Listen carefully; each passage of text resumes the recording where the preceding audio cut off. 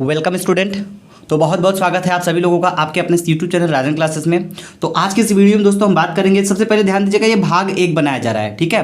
कक्षा 12 वालों के लिए जो पहला चैप्टर है सेकंड फिजिक्स का, वो है आपका प्रकाशिकी, ठीक है। तो आज हम प्रकाशिकी के काफ़ी बेसिक से चलेंगे, बिल्कुल स्टेप बाय स्टेप बढ़ेंगे हम लोग। तो चलिए आज से यदि आप लोग रेगुलर बन जाएंगे तो ये जो क्लास है फिजिक्स की डेली आपको शाम को 8 बजे, ठीक है 8 बजे, ठीक है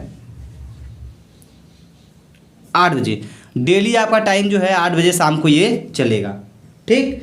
तो चलिए बिना देर किए आपको हम शुरू करते हैं आज क्लास को।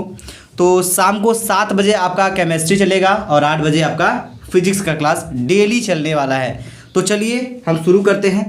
तो सबसे पहले ध्यान दीजिएगा प्रकाशिकी की प्रकाश की बात करते हैं। तो प्रकाशिकी में सबसे पहला हेडिंग हमारा आता है प्रकाश, जिसको हम बोलते हैं लाइट।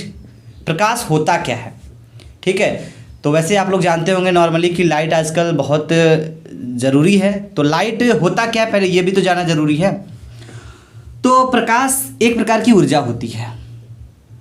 कैसी ऊर्जा होती है? ये एक प्रकार की ऊर्जा होती है जिसकी सहायता से हमें वस्तुएं क्या होती हैं, दिखाई देती हैं। जैसे कोई वस्तु अंधेरे में रखा हुआ है तो हम उसको तब तक नहीं देख सकते जब तक उस वस्तु पे प्रकाश नहीं पड़ेगा, चाहे कोई भी प्रकाश हो, ठीक है। चाहे लाइट का प्रकाश हो, चाहे बाहरी प्रकाश हो, कोई भी प्रकाश जब तक किसी वस्तु पे नहीं पड़ेगा तब तक आपके जो दृष्टि है वहाँ की दृष्टि वेदना उत्पन्न नहीं होगी और वस्तु आपको दिखाई नहीं दे सकता, ठीक है। तो बस इतना सा हेडिंग है प्रकाश के लिए। प्रकाश एक प्रकार की ऊर्जा होती है जिसकी सहायता से हमें वस्तुएं क्या होती हैं, दिखाई देती हैं। तो जरा अब इसके बाद हम बात करेंगे प्रकाश स्रोत। तो जो प्रकाश स्रोत होते हैं, जैसे कि प्रकाश के स्रोत कौन कौन से हो सकते हैं, ठीक है। तो कहाँ कहाँ से हमें लाइट मिल सकती है इसके बारे में हम बात करेंगे। तो प्रकाश हमें विभिन्न प्रकार के प्राकृतिक स्रोतों से मिलती हैं, जैसे सूर्य, तारे आदि आदि एवं क्या है ये सब कृत्रिम है, सॉरी क्या है, प्राकृतिक है। तो नेचुरल की बात करें, नेचर में हमें, प्रकृति में हमें किस तरह से मिलता है क्या, प्रकाश। तो सूर्य जो है ये एक तरीके से प्राकृतिक प्रकाश हमें मिल रहा है। सूर्य क्या है, प्राकृतिक है। और तारे भी प्रकाश देते ही हैं। तो जो अपने प्रकाश से प्रकाशित हो रहा है, जैसे सूर्य हो गया, चंद्रमा हो गया, तारे हो गए, सितारे हो गए, जो भी हैं, ये सब क्या है, ये सब प्राकृतिक स्रोत हैं हमारे प्रकाश के लिए, ठीक है। वैसे ही अगर बात करें मानव निर्मित, मानव निर्मित मतलब जैसे मोमबत्ती हो गया, विद्युत बल्ब हो गया आदि से प्राप्त होते हैं, जो मानव निर्मित होते हैं। कैंडल जानते हैं आप लोग, मोमबत्ती जो जलाया जाता है उससे भी हमें प्रकाश मिलता है। तो वो प्राकृतिक नहीं है क्योंकि उसे मानव द्वारा बनाया जाता है। तो जिस वस्तु को मानव द्वारा बनाया जाता है उसे मानव निर्मित कह सकते हैं या फिर कृत्रिम कह सकते हैं।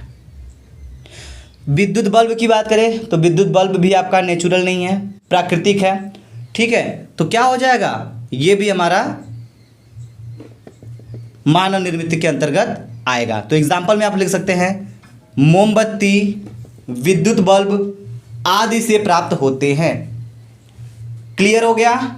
चलिए इसके आगे हम समझते हैं, क्योंकि आज का ये जो वीडियो है, आज की इस वीडियो में हम एकदम बेसिक तरीके से समझने की कोशिश करेंगे। तो चलिए इसके आगे देखिए क्या है। चलिए प्रकाश के स्रोतों को 2 वर्गों में बांटा जाता है या फिर बांटा जा सकता है। तो जो प्रकाश के स्रोत होते हैं इसको 2 वर्गों में बांटा जा सकता है। कौन कौन से? पहला तो आपका आ जाएगा उससे दीप्त प्रकाश स्रोत, जैसे सूर्य लीजिए। तो सूर्य है वो एक तरह का क्या है दोस्तों, सूर्य जो है एक तरह से दीप्त प्रकाश है, क्योंकि सूर्य के अंदर वो खुद का प्रकाश होता है, वो किसी के माध्यम से नहीं चमकता है, ठीक है, समझ में आ रही बात। और जो तारे होते हैं दीप्त प्रकाश होते हैं सारी। आप चलो अगर बात समझ में आ रही हो तो इस सभी को आप अच्छे से नोट कर सकते हैं, ठीक है। चलिए इसके आगे हमारा है अदीप्त प्रकाश स्रोत। दीप्त प्रकाश स्रोत के बाद हमारा आता है अदीप्त प्रकाश स्रोत। अब बात ये आती है कि अदीप्त प्रकाश स्रोत क्या होता है। ठीक है, अगर आप इसमें एग्जाम्पल लिखना चाहें तो आप लिख भी सकते हैं। ठीक है, मैं आपको बोल दे रहा हूं यहां पे, जैसे दीप्त की बात करें, सूर्य हो गया आपका, सूर्य हो गया। ठीक है, और क्या हो गया, चंद्रमा हो गया। ठीक है, सॉरी ध्यान दीजिएगा, ये जो चंद्रमा है ना ये इसमें नहीं आएगा, तारा आएगा, तारा। ठीक है, जो दीप्त प्रकाश में चंद्रमा की बात करें क्यों नहीं होता है, क्योंकि जो चंद्रमा है वो सूर्य के प्रकाश से चमकता है, इसलिए चंद्रमा होगा वो क्या होगा, वो दीप्त प्रकाश स्रोत नहीं होगा, क्योंकि उसके अंदर खुद की प्रकाश नहीं होती है, वो सूर्य के प्रकाश से प्रकाशित होता है। कौन, चंद्रमा, इसलिए उसको हम दीप्त प्रकाश स्रोत नहीं कह सकते हैं। ठीक, अब वैसे ही अगर हम आ जाए अदीप्त में, तो अदीप्त की बात कर लेते हैं, नीचे हम बात कर ही रहे थे। वह प्रकाश स्रोत जो स्वयं प्रकाश उत्पन्न नहीं करते हैं बल्कि दीप्त प्रकाश को परिवर्तित करके प्रकाश देते हैं, अदीप्त प्रकाश स्रोत कहलाते हैं। जैसे मैंने एग्जाम्पल के तौर पे अगर आपको हम बताएं तो सबसे पहले आप इसमें एक ही चीज़ लिख सकते हैं, क्या लिख सकते हैं, चंद्रमा, एकदम सटीक एग्जाम्पल, चंद्रमा। चंद्रमा को जानते होंगे, ठीक है, चंद्रमा क्या है, अदीप्त प्रकाश है, इसके अंदर खुद की प्रकाश नहीं होती है, ये सूर्य के प्रकाश से प्रकाशित होता है। ठीक है, एक तरीके से ये क्या हो गया, ये अदीप्त प्रकाश स्रोत हो गया आपका। ठीक है, तो चलिए ये बेसिक सा कॉन्सेप्ट था। इसके बाद हम बात करेंगे प्रकाश के गुण, जो प्रकाश की प्रॉपर्टीज होती हैं, जरा उसके बारे में हम बारी बारी से डिस्कस करेंगे। सो चलिए दोस्तों, फटाफट आप लोग पेन कॉपी ले लीजिएगा और एक एक करके बारी बारी से आप नोट भी कर सकते हैं। अगर आपको समझ में नहीं आ रहा है, हो सकता है बाद में आपको देखना पड़े, तो आप बिल्कुल आप नोट करते रहिएगा। प्रकाश के गुण, प्रकाश के गुण में अगर हम बात करें तो क्या होगा, प्रॉपर्टीज ऑफ लाइट, इंग्लिश में बोलते हैं प्रॉपर्टीज ऑफ लाइट। इसमें बहुत सारे गुण होते हैं प्रकाश के, लेकिन मैं बेसिकली 5 गुणों के बारे में डिस्कस करूंगा यहाँ पे, क्योंकि 5 अगर आप प्रॉपर्टीज जानते हैं, 5 गुण जानते हैं तो भी बहुत अच्छा है। पहला है, प्रकाश स्वयं अदृश्य होता है। जो प्रकाश होता है वो स्वयं क्या होता है, खुद के लिए अदृश्य होता है, मतलब दिखाई नहीं देता प्रकाश। ठीक है, प्रकाश क्या होता है, अदृश्य होता है। तो जो प्रकाश है वो अदृश्य होता है, लेकिन एक चीज यहां पे ये भी बोला जा रहा है, परंतु इसकी उपस्थिति में वस्तुएं दिखाई देती हैं। जैसे ये कॉपी हमारी जो दिखाई दे रही है आपको, ये जो दिखाई दे रहा है ये प्रकाश की उपस्थिति में दिखाई दे रहा है, लेकिन हमको प्रकाश दिखाई नहीं दे रहा है। हमको पता है कि ये प्रकाश की वजह से दिखाई दे रहा है, ठीक है, लेकिन प्रकाश दिखाई नहीं दे रहा है, अदृश्य होता है। अब वैसे आप देख सकते हैं, हाँ यहाँ पे लाइट जल रहा है, वाइट कलर का पेज है, ठीक है, और ये साफ साफ अक्षर दिख रहा है, तो इसको आप बोल सकते हैं दोस्तों, ये प्रकाश के माध्यम से हमें वस्तु क्या हो रही है, दिखाई दे रही है। समझ में आ रही बात आपको?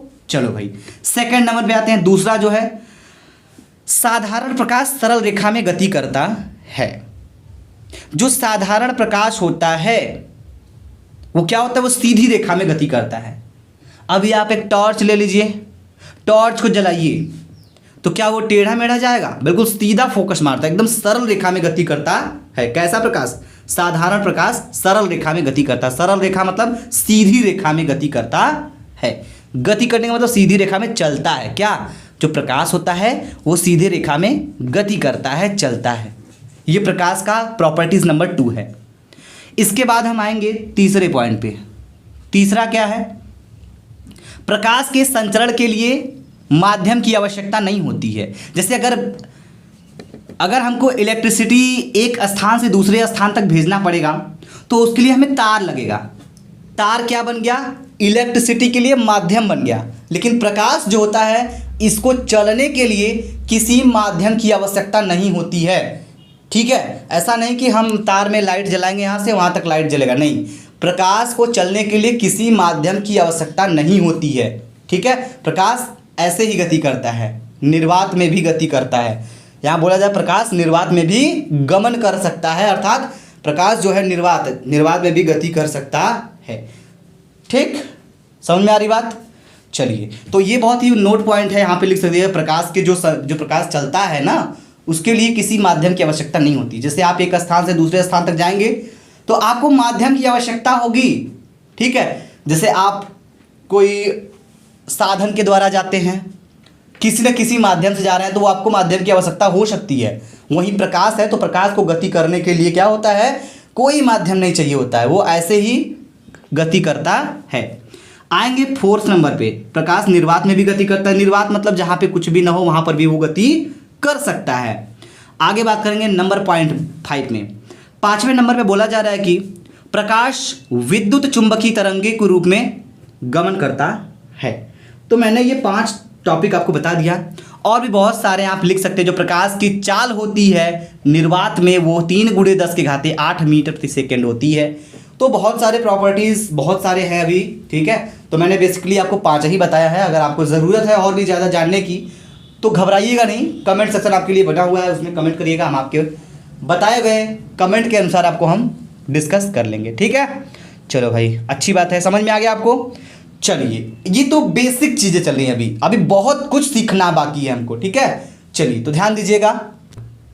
चलिए, अब आ गया हमारा एक नया हेडिंग, प्रकाश का परावर्तन। तो प्रकाश का परावर्तन होता क्या है, पहले ये बात समझिएगा, ठीक है। तो जब प्रकाश किसी चिकने व पालिशदार सतह पर आपतित होता है, आपतित होने का मतलब गिरता है या पड़ता है, आपतित होता है, तो उसका अधिकांश भाग सतह से टकराकर उसी माध्यम में लौट जाता है, और यही घटना प्रकाश का परावर्तन कहलाता है। चलिए, नोट कर लीजिए, हो गया। चलिए, स्क्रीनशॉट भी कर सकते हैं आप लोग, कोई दिक्कत नहीं है। अब इसके बाद क्या, इसके बाद नीचे थोड़ा सा ध्यान समझिएगा। ये जो है फिगर देख रहे हैं, समझ लीजिए। फिगर में क्या दर्शाया गया है, प्रकाश का परावर्तन दर्शाया गया है। ऊपर एक यन है जिसको अभिलंब दिखाया जा रहा है, और ये जो नीचे है यम और यम डैश, ये परावर्तन पृष्ठ है।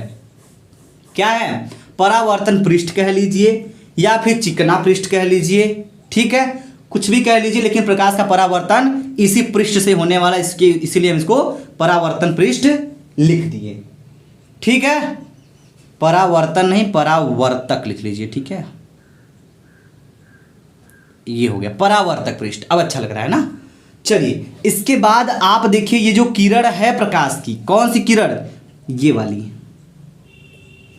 ये प्रकाश की किरण यहां से आ रही है और यहां चली जा रही है। कि मेरी एरो को ध्यान दीजिएगा, जो है प्रकाश की किरण यहां से आ रही है, इस पृष्ठ पे पड़ रही है, टकराने के बाद ये उसी माध्यम में वापस चली गई। तो ये क्या हो गया मैंने बोला आपसे, प्रकाश की किरणें आती हैं और ये जो परावर्तक पृष्ठ है या चिकना पृष्ठ कह लीजिए, इससे टकराती हैं। जैसे ही इस पर टकराएगी वैसे ही प्रकाश का जो अधिकांश भाग है उसी माध्यम में वापस चला गया, मतलब उसी माध्यम में रह गया, इस माध्यम में नहीं आया, नीचे नहीं आया, उधर चला गया, उधर ही उसी माध्यम में। तो ये घटना जो है ना, ये कहलाएगी प्रकाश का परावर्तन। और जो किरण आती है, जो किरण आ रही है, इसको हम कहते हैं आपतित किरण। जो चली जा रही है उसको बोलते हैं परावर्तित किरण। आ रही है आपतित किरण, परावर्तन के बाद जो किरण जा रही है उसको परावर्तित किरण, ठीक है। और आपतित किरण और अभिलंब के बीच का जो कोण होता है उसे बोलते हैं आपतन कोण, दिखाते हैं आई से, ठीक है। क्या बोलेंगे, आपतन कोण। अगर आपसे कोई पूछ ले तो आप बोलेंगे सर, आपतित किरण और अभिलंब के बीच का जो कोण होता है उसे हम आपतन कोण कहते हैं, दिखाते हैं आई से।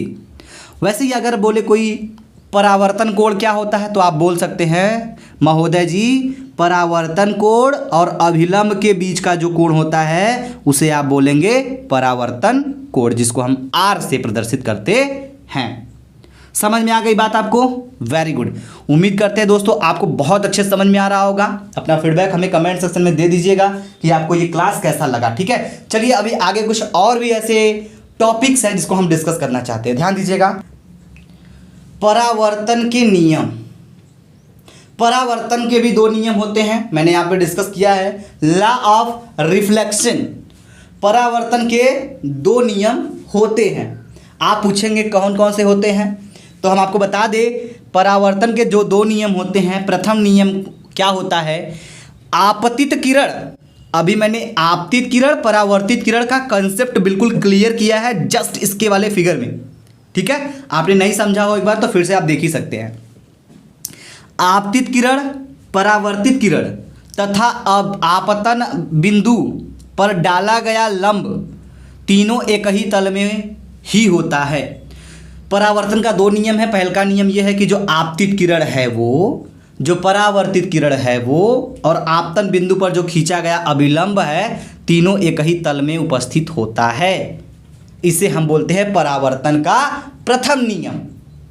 अब बात करें परावर्तन का द्वितीय नियम को, तो समझिएगा जो सेकंड लॉ होता है इसको आप कह सकते हैं कि आपतन कोण आई सदैव, सदैव मतलब हमेशा, परावर्तन कोण आर के बराबर होता है। अर्थात कह सकते हैं कोण आई बराबर कोण आर, ठीक है। तो द्वितीय नियम जो होता है, सेकेंड लॉ होता है, इसे आप कहेंगे आपतन कोण आई सदैव यानी हमेशा परावर्तन कोण आर के बराबर होता है, अर्थात कोण आई बराबर कोण आर। ये आपका मैंने यहाँ पे दर्शा दिया है, ठीक है। उम्मीद करेंगे दोस्तों कि ये बहुत अच्छे समझ में आया होगा। शुरुआत अगर बहुत अच्छी से हो रही है तो टेंशन मत लीजिएगा, आपको फिजिक्स का सेकंड पेपर बहुत अच्छे से हम पढ़ाएंगे दोस्तों, ठीक है। अब बात करेंगे इमेज। इमेज मतलब प्रतिबिंब। फोटो वगैरह खींचते हैं कैमरे में, मोबाइल वगैरह फोटो खींचते हैं, तो वह ये नहीं बोलते कि भैया देखिए हमारा प्रतिबिंब कैसा आया है, ठीक है। वहाँ पे कहेंगे भैया देखिए थोड़ा मेरा पिक कैसा आया है। अब तो शॉर्ट फॉर्म में पिक बोलते हैं सब, ठीक है।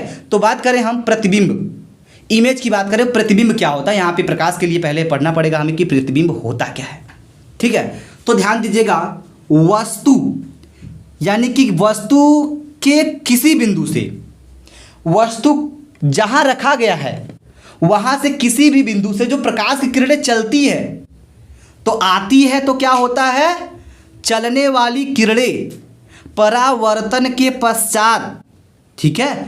ध्यान दीजिएगा, वस्तु कहीं रखा गया है, मान लीजिए कि वस्तु आपका कहीं रखा गया, मान लीजिए वस्तु यहाँ रखा गया है, ठीक है। ध्यान दीजिएगा, मान लीजिए वस्तु यहाँ रखा गया है, ये आपका वस्तु ए बी रखा गया है कोई, मान लीजिए, ठीक है। ये वस्तु ए बी है, इसके किसी बिंदु से, यहाँ से यहाँ से यहाँ से यहाँ से कहीं से भी, यहाँ से जो चलने वाली प्रकाश की किरणें है, यहाँ से प्रकाश की किरणें चल दी मान लीजिए, तो यहाँ पे कोई परावर्तक तल है मान लीजिए कोई भी, तो परावर्तन की किरणें यानी सॉरी ये जो परावर्तक पृष्ठ है इससे टकराएगा, तो यहाँ से टकराने के बाद परावर्तित होगा, ठीक है। बाकी इसके नियम कानून मैं आपको बाद में बताऊंगा, लेकिन यहाँ पे बोला जा रहा है परावर्तित या अपवर्तन के पश्चात जिस बिंदु से मिलती है, यहाँ के बाद जिस बिंदु से, ये देखिए ये अगर मान लीजिए यहाँ से टकरा के यहाँ चला जाए, यहाँ चला जाए, ठीक है, हो सकता है ये इधर ही निकल जाए, कहीं भी जिस बिंदु पर टकराने के बाद यहाँ से टकरा गया, यहाँ मिले यहाँ मिले यहाँ मिले यहाँ मिले कहीं मिले, जिस बिंदु पे मिल जाएगा ना बाबू, उसी बिंदु को हम बोलते हैं प्रतिबिंब, ठीक है। ये तो एक एग्जाम्पल है, अभी मैं आपको इसके बाद बताऊंगा कि कैसे प्रतिबिंब कहाँ पे कैसे बनता है, ठीक है। चलिए उस बिंदु को उस प्रथम बिंदु को क्या कहते हैं, प्रतिबिंब कहते हैं। तो इमेज क्या होता है आप समझ गए होंगे, किसी वस्तु से या फिर वस्तु के किसी बिंदु से चलने वाली जो प्रकाश की किरणें होती हैं वह परावर्तन या अपवर्तन के बाद जिस बिंदु से, जिस प्रथम बिंदु से मिलती हैं या मिलती हुई प्रतीत होती हैं या दिखाई देनी पड़ती है, उस बिंदु को हम बोलते हैं प्रतिबिंब, ठीक है। तो इसको नोट करिए, प्रतिबिंब क्या होता है। ये बेसिक सी टॉपिक्स मैंने आपके सामने डिस्कस किया है और उम्मीद करेंगे कि आप लोगों को ये समझ में बहुत अच्छे से आ गया होगा, ठीक है। चलिए अगर आ गया तो बहुत अच्छी बात है। अब हम नेक्स्ट वीडियो में ये डिस्कस करेंगे गोलीय दर्पण के बारे में, ठीक है। Thank you so much. आपको ये कैसा क्लास लगा हमें कमेंट सेक्शन में कमेंट करके ज़रूर बताइएगा। और हाँ, फिजिक्स केमिस्ट्री मैथ 2023 के लिए ज़ोरदार तैयारी यदि आप करना चाहते हैं तो रेगुलर हमारे क्लास पे, रेगुलर हमारे इस क्लास में उपस्थित जरूर होइए आप, ठीक है। यदि आप लोग चैनल को सब्सक्राइब नहीं किए हैं तो चैनल को सब्सक्राइब जरूर कर लीजिएगा, क्योंकि तैयारी आपकी बहुत ही बेहतरीन होने वाली है। So thank you. जय हिंद, जय भारत।